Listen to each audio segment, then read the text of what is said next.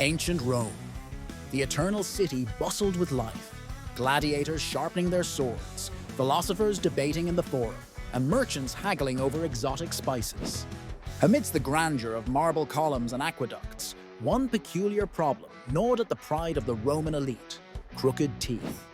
The Romans valued perfection, immaculate togas, gleaming hair, and straight aqueducts. Yet their smiles were a disaster. The Colosseum crooked teeth curse, they called it. Some whispered that an Etruscan sorcerer had hexed the city's teeth. Others blamed the hard, stale bread sold in the markets. Whatever the cause, the city's most powerful citizens were desperate for a solution. A proclamation from Emperor Maxillarius.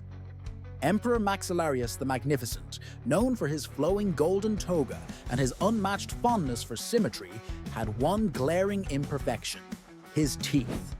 His prominent upper incisors jutted out like two rebellious legionnaires, earning him the unflattering nickname Dentus Imperator. A man obsessed with control, Maxillarius could not endure such mockery. One morning, Maxillarius convened an emergency Senate meeting. "Patricians and senators," he boomed, "Rome has conquered the world, but it has failed to conquer the one thing that truly matters: perfect teeth.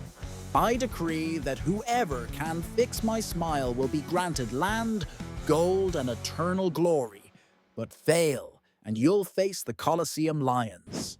The Senate murmured its approval, though many clutched their own crooked smiles behind trembling hands. The proclamation sparked a frenzy across the empire. Inventors, healers, and charlatans flooded into Rome, each claiming to have the ultimate solution to the emperor's problem.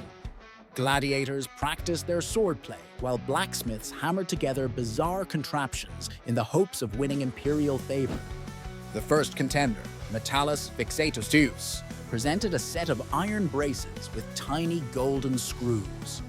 "The finest engineering in Rome," he declared.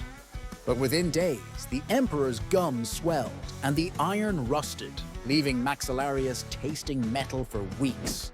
Then came a Gaulish druid who insisted he could straighten the emperor's teeth with enchanted goat's milk.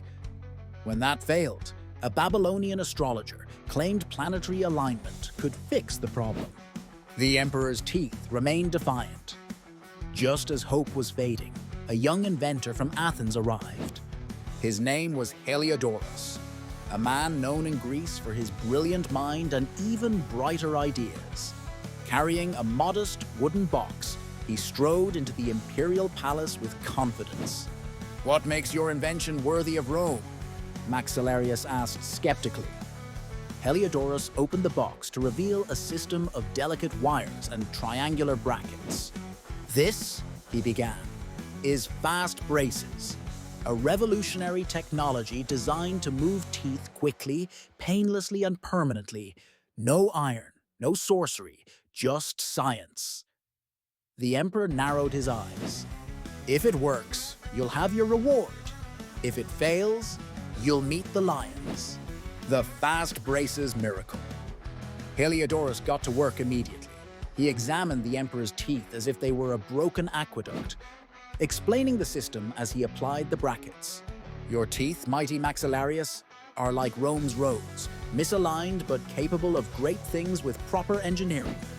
Fastbraces applies gentle forces to guide them back into place, faster than any method known to man." Weeks passed, and the results were miraculous. By the second month, the emperor's incisors had receded. By the fourth, his once infamous overbite was gone.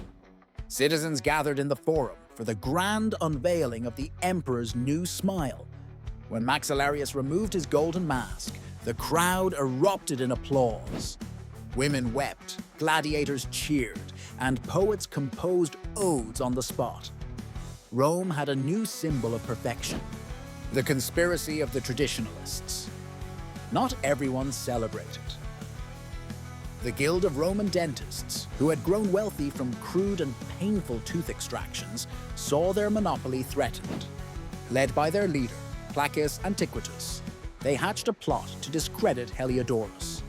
"This Greek sorcerer mocks our traditions," Flaccus roared at a secret meeting. "We must show Rome that his methods are dangerous." The guild spread rumors that Fastbraces caused teeth to fall out.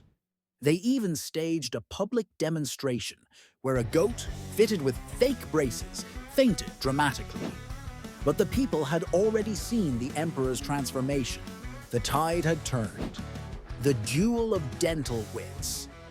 Desperate, Placius challenged Heliodorus to a public duel of skills. "Let us each straighten the crooked teeth of this lion," he declared, pointing to a snarling beast in a cage. "The winner will prove their worth to Rome." The challenge was accepted. Placius began with his usual barbaric tools, hammering and pulling until the lion roared in pain. Heliodorus, meanwhile, calmly applied his Fastbraces. Within hours, the lion's teeth aligned perfectly, and the creature's snarl transformed into what could only be described as a grin. The crowd erupted in laughter and cheers. Placius, humiliated, fled the city in disgrace. The emperor declared Heliodorus the savior of Roman smiles, a legacy of straight smiles. Heliodorus became a hero of Rome. Statues were erected in his honor, and his methods were adopted across the empire. The phrase, "as straight as Heliodorus' teeth," entered the Roman lexicon, symbolizing perfection. As for Emperor Maxillarius, he spent the rest of his reign flashing his perfect smile at every opportunity, declaring, "Rome is eternal, and so is my smile." And thus, the great Orthodontic rebellion ended not with bloodshed, but with laughter, innovation, and the enduring power of Fastbraces.